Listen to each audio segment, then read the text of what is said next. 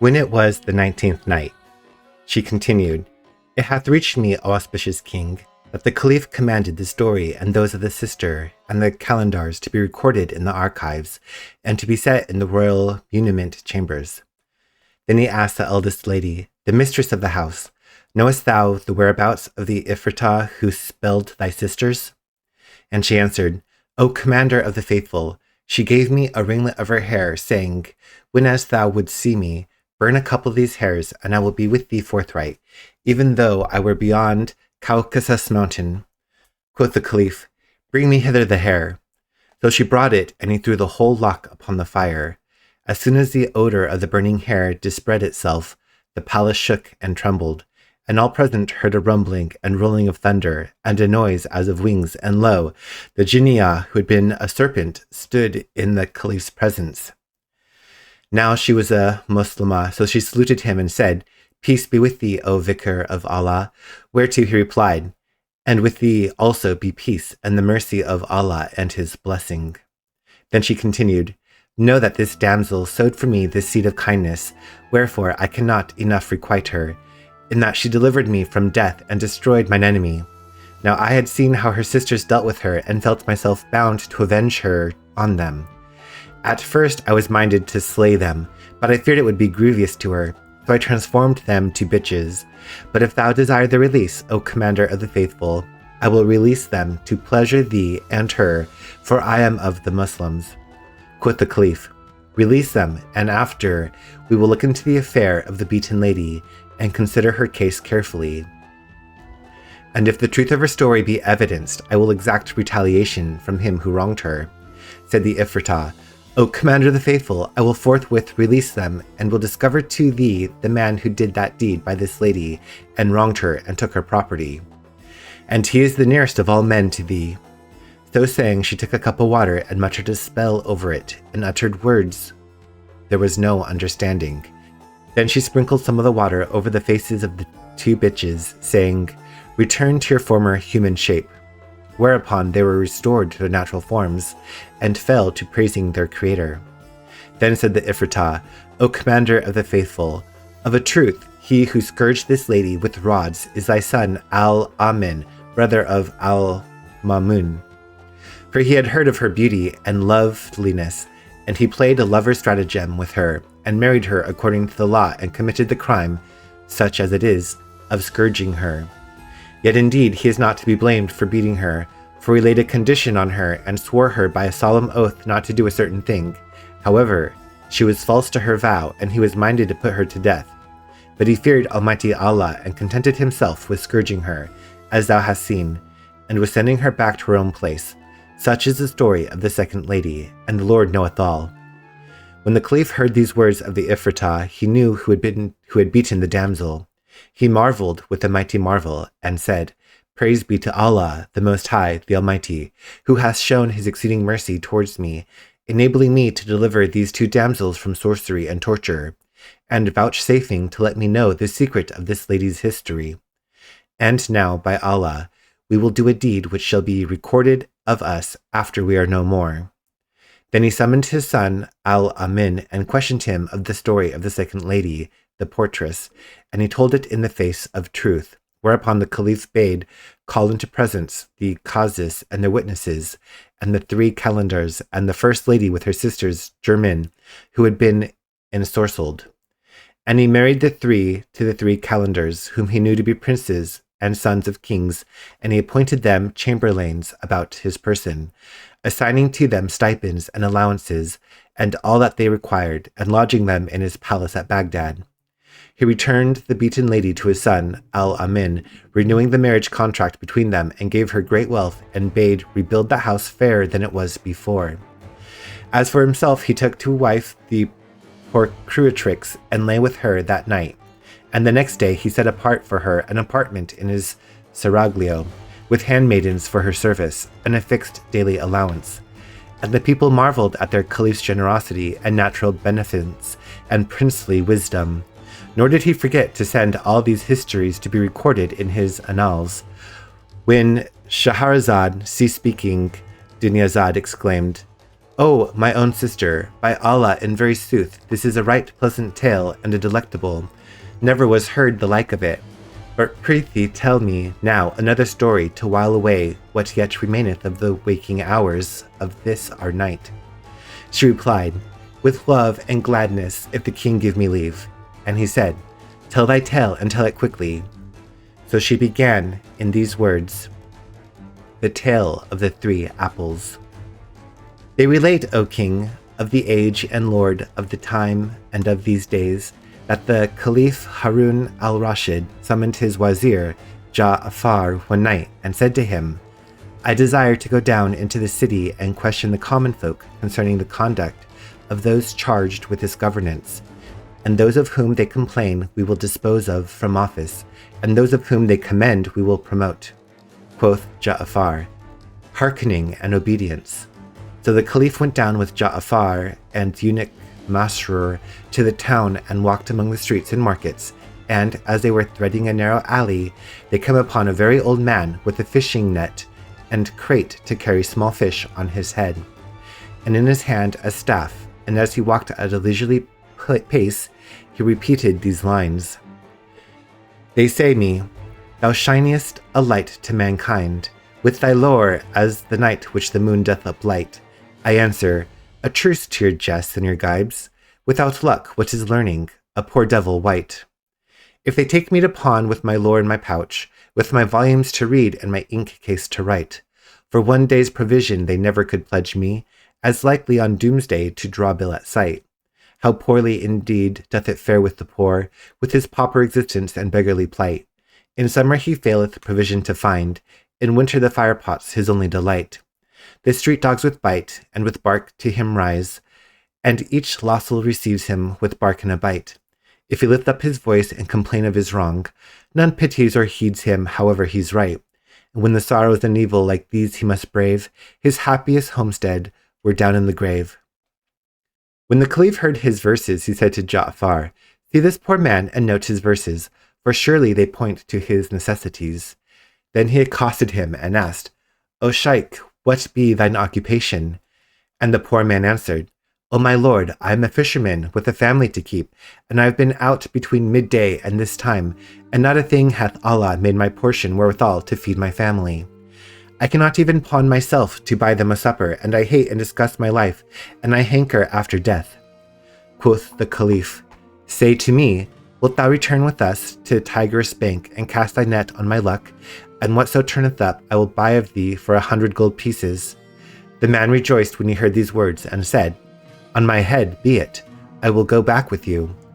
And returning with them riverwards, made a cast and waited a while. Then he hauled in the rope and dragged the net ashore, and there appeared in it a chest padlocked and heavy. The Caliph examined it and lifted it, finding it weighty. So he gave the fisherman 200 dinars and sent him about his business, while Masrur, aided by the Caliph, carried the chest to the palace and set it down and lighted the candles. Ja'afar and Masrur then broke it open and found therein a basket of palm leaves, corded with red worsted. This they cut open and saw within it a piece of carpet which they lifted out, and under it was a woman's mantilla folded in four, which they pulled out. And at the bottom of the chest they came upon a young lady, fair as a silver ingot, slain and cut into 19 pieces. When the Caliph looked upon her, he cried, "Alas!" and tears ran down his cheeks, and turning to Ja'afar, he said, "O dog of wazirs, shall folk be murdered in our reign, and be cast into the river to be a burden and responsibility for us on the day of doom? By Allah, we must avenge this woman on her murderer, and he shall be made die the worst of deaths." And presently he added, "Now, as surely as we are descended from the sons of Abbas, if thou bring us not him who slew her, what we do her justice on him, that we do justice on him, I will hang thee at the gate of my palace, thee and 40 of thy kith and kin by thy side." And the Caliph was wroth with exceeding rage. Quoth Ja'afar, "Grant me 3 days' delay." And quoth the Caliph, "We grant thee this." So Ja'afar went out from before him and returned to his own house, full of sorrow, saying to himself, "How shall I find him who murdered this damsel, that I might bring him before the Caliph? If I bring other than the murderer, it will be laid on my charge, By the Lord. In very sooth, I wot not what to do. He kept his house 3 days, and on the 4th day the Caliph sent one of the chamberlains for him, and as he came into the presence, asked him, Where is the murderer of the damsel? To which answered Ja'afar, O Commander of the Faithful, am I inspector of murdered folk, that I should ken who killed her? The Caliph was furious at his answer, and bade hang him before the palace gate, and commanded that a carrier cry through the streets of Baghdad, Whoso would see the hanging of Ja'afar, the Barmakai, Wazir of the Caliph, with 40 of the Barmacides, his cousins and his kinsmen, before the palace gate, let him come and let him look. The people flocked out from all the quarters of the city to witness the execution of Ja'afar and his kinsmen, not knowing the cause. Then they set up the gallows and made Ja'afar and the others stand underneath in readiness for execution. But while every eye was looking for the Caliph's signal, and the crowd wept for Ja'afar and his cousins of the Barmacides, lo and behold, a young man, fair of face and neat of dress, and of favour like the moon raining light, with eyes black and bright, and brow flower white, and cheeks red as rose, and young down where the beard grows, and a mole like a grain of ambergris, pushed his way through the people till he stood immediately before the Wazir, and said to him, Safety to thee from the strait, O Prince of the Emirs, and Asylum of the Poor. I am the man who slew the woman ye found in the chest, so hang me for her, and do her justice upon me. When Ja'afar heard the youth's confession, he rejoiced at his own deliverance, but grieved and sorrowed for the fair youth.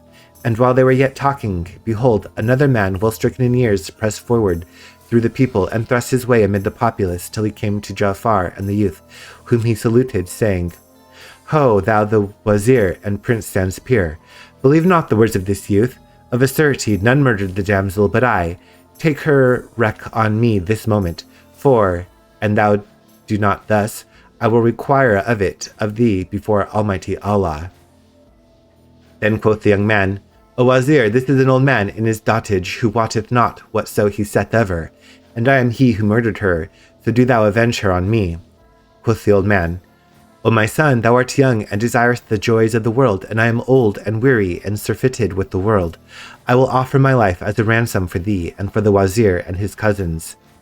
No one murdered the damsel but I, so Allah upon thee, make haste to hang me, for no life is left in me, now that hers is gone. The Wazir marveled much at all this strangeness, and taking the young man and the old man, carried them before the Caliph, where, after kissing the ground 7 times between his hands, he said, O Commander of the Faithful, I bring thee the murderer of the damsel. Where is he? Asked the Caliph, and Ja'afar answered, This young man saith, I am the murderer, and this old man giving him the lie saith, I am the murderer, and behold, here are the twain standing before thee. The Caliph looked at the old man and the young man, and asked, Which of you killed the girl? The young man replied, No one slew her save I. And the old man answered, Indeed, none killed her but myself. Then said the Caliph to Ja'afar, Take the twain and hang them both. But Ja'afar rejoined, Since one of them was the murderer, to hang the other would be mere injustice. By him who raised the firmament and to spread the earth like a carpet, cried the youth, I am he who slew the damsel. And he went on to describe the manner of her murder, and the basket, and the mantilla, and the bit of carpet, in fact, all that the Caliph had found upon her. So the Caliph was certified that the young man was the murderer, whereat he wondered and asked him, What was the cause of thy wrongfully doing this damsel to die, and what made thee confess the murderer without the bastinado, and what brought thee here to yield up thy life, and what made thee say, Do her wreak upon me? The youth answered, Know, O Commander of the Faithful, that this woman was my wife, and the mother of my children, also my first cousin, and the daughter of my paternal uncle. This old man, who is my father's own brother, when I married her, she was a maid, and Allah blessed me with 3 male children by her. She loved me and served me, and I saw no evil in her, for I also loved her with fondest love. Now, on the 1st day of this month, she fell ill with grievous sickness, and I fetched in physicians to her. But recovery came to her little by little. And when I wished her to go to the Hammam bath, she said, There is something I long for before I go to the bath, and I long for it with an exceeding longing. To hear is to comply, I said. And what is it? quoth she, I have a queasy craving for an apple, to smell it and bite a bite of it. I replied, Hadst thou 1,000 longings, I would try to satisfy them. So I went on the instant into the city and sought for apples, but could find none. Yet had they cost a gold piece each, would I have bought them. I was vexed at this and went home and said, O daughter of my uncle, by Allah I can find none. She was distressed, being yet very weakly, and her weakness increased greatly on her that night, and I felt anxious and alarmed on her account. As soon as morning dawned, I went out again and made the round of the gardens, one by one, but found no apples anywhere. At last there met me an old gardener, of whom I asked about them, and he answered, O my son, this fruit is a rarity with us, and not now to be found save in the garden of the Commander of the Faithful at Bassorah, where the gardener keepeth it for the Caliph's eating. I returned to my house troubled by my ill success, and my love for my wife and my affection moved me to undertake the journey. So I got me ready and set out and travelled 15 days and nights, going and coming, and brought her 3 apples which I bought from the gardener for 3 dinars. But when I went in to my wife and set them before her, she took no pleasure in them, and let them lie by her side, for her weakness and fever had increased on her, and her malady lasted without abating 10 days, after which time she began to recover her health. So I left my house, betaking me to my shop, sat there buying and selling, and about midday, behold, a great ugly black slave, long as a lance and broad as a bench, passed by my shop, holding in hand one of the 3 apples wherewith he was playing. Quoth I, O my good slave, tell me whence thou tookest that apple, that I may get the like of it. He laughed and answered, I got it from my mistress, for I had been absent, and on my return I found her lying ill with 3 apples by her side, and she said to me, My horned whittle of a husband made a journey for them to Bassorah, and bought them for 3 dinars. So I ate and drank with her, and took this one from her. When I heard such words from the slave, O Commander of the Faithful, the world grew black before my face, and I arose and locked up my shop, and went home, beside myself for excess of rage. I looked for the apples, and finding only 2 of the 3, asked my wife, O my cousin, where is the 3rd apple? And raising her head languidly, she answered, I wot not, O son of my uncle, where it is gone. This convinced me that the slave had spoken the truth. So I took a knife, and coming behind her, got upon her breast without a word, said, and cut her throat.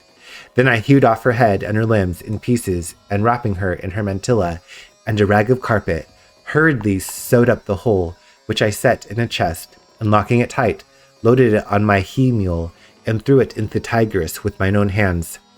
So Allah upon thee, O Commander of the Faithful, make haste to hang me, as I fear lest she appeal for vengeance on resurrection day.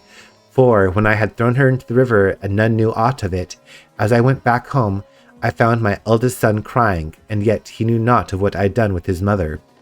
I asked him, What hath made thee weep, my boy? And he answered, I took one of the 3 apples which were by my mammy, and went down into the lane to play with my brethren, when behold, a big, long, black slave snatched it from my hand, and said, Whence hadst thou this? Quoth I, My father travelled far for it, and bought it from Bassorah for my mother who is ill, and 2 other apples for which he paid 3 ducats. He took no heed of my words, and I asked for the apple a 2nd time, and a 3rd time, but he cuffed me and kicked me, and went off with it. I was afraid lest my mother should swing me on account of the apple, so for fear of her I went with my brother outside the city, and stayed there till evening closed in upon us, and indeed I am in fear of her, and now by Allah, O my father, say nothing to her of this, or it may add to her ailment. When I heard what my child said, I knew that the slave was he who had foully slandered my wife, the daughter of my uncle, and was certified that I had slain her wrong, fully. So I wept with exceeding weeping, and presently this old man, my paternal uncle, and her father, came in, and I told him what had happened, and he sat down by my side, and wept, and we ceased not weeping till midnight. We have kept up mourning for her these last 5 days, and we lamented her in the deepest sorrow for that she was unjustly done to die.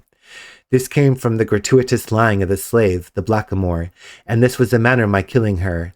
So I conjure thee, by the honour of thine ancestors, make haste to kill me, and do her justice upon me, as there is no living for me after her.